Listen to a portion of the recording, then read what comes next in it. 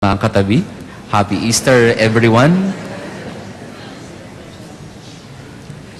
And we do not just celebrate the Lord's resurrection today. We have a double celebration because this second Sunday of Easter is also Divine Mercy Sunday, as declared by the late John Paul II.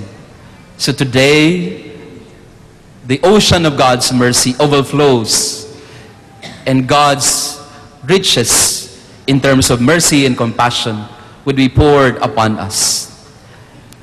According to Sister Faustina, the visionary of the Divine Mercy, she said, unless nations turn to the mercy of God, there will be no peace. There will be no end to conflict so long as people do not turn to the mercy of God. But even before this Sunday was declared as Divine Mercy Sunday, we Filipinos have already known and discovered God as rich in mercy, as full of mercy. In fact, the way we know God in our country as Filipinos is that siya ang Diyos na maawain, siya ang Diyos na mahabagin. According to Thomas Aquinas, a great theologian, he said, the greatest attribute of God is mercy. For us Filipinos, this is not just a theological opinion or a theological concept. For us Filipinos, God as merciful is a fact and a way of life. For example, look at our statements or declarations whenever we are asked. As a priest, for example, I ask people, how are you? And many of them would say and would tell me, ito, Father, sa awa ng Diyos, nakakaraos. How many of you would answer that way? Pag tinanong kayo ng, kumusta po kayo? Many of you would say, right away, a statement of faith, sa awa ng Diyos, nakakaraos po kami. And again, you ask people, how are you? How are your loved ones? Especially if people are going through some problems, you would often hear them, may awa ang Diyos, makakaahon din kami. This is no longer a statement of faith. This is more of a declaration of hope. Sa awa ng Diyos, nakakaraos. May awa ang Diyos, makakaahon. How many of you often say that to yourself and to others around you? And for the elderly among us, kapag ako po ay nagmamano sa mga medyo hindi na bata ng konti, no?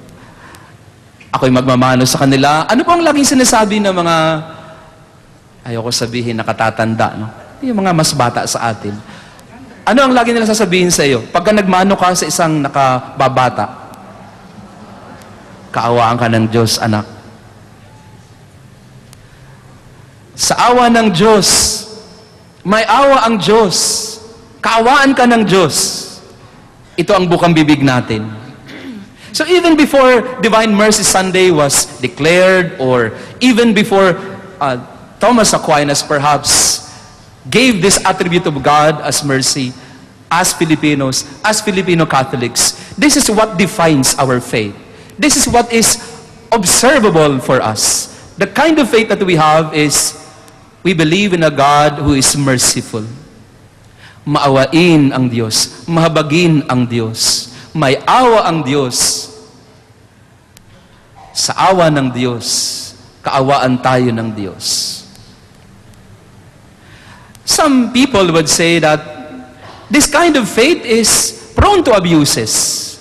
Kaya nga meron tayong kasabihan, nasa tao ang gawa, nasa Diyos ang awa. Because they would often tell us, because of you, Catholics, because of you, Christians, Filipinos become lazy. Kasi lagi na lang pinapasa Diyos ang lahat. Lagi na lang awa ng Diyos ang lahat. Fatalistic. Always leaving everything to God. Always spiritualizing everything. But if you come to take a look at our kind of faith, Kung susuriin mo ng husto ang ating pananampalataya, it is not at all fatalistic.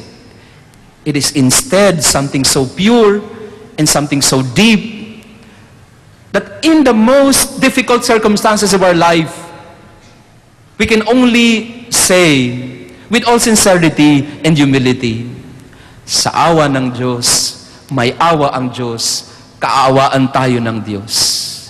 And because of that faith, because of that kind of faith that we have, we survive. We are able to move on. We are able to conquer all our trials and difficulties because of the mercy of God. Question, my dear brothers and sisters, have you experienced the mercy of God in a very special way, in a very personal way lately? I believe each and every one of us would always have an experience of the mercy of God.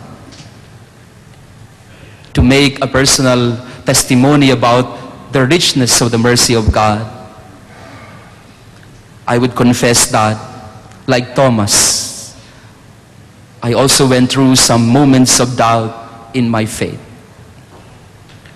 When my mother died last year, some of you in this community, they were there with me when my mother was dying. Some of you here visited my mother. And there was only one plea that I had for God. Maawa naman po kayo. Nanay ko po ito. Spare her. Maawa kayo.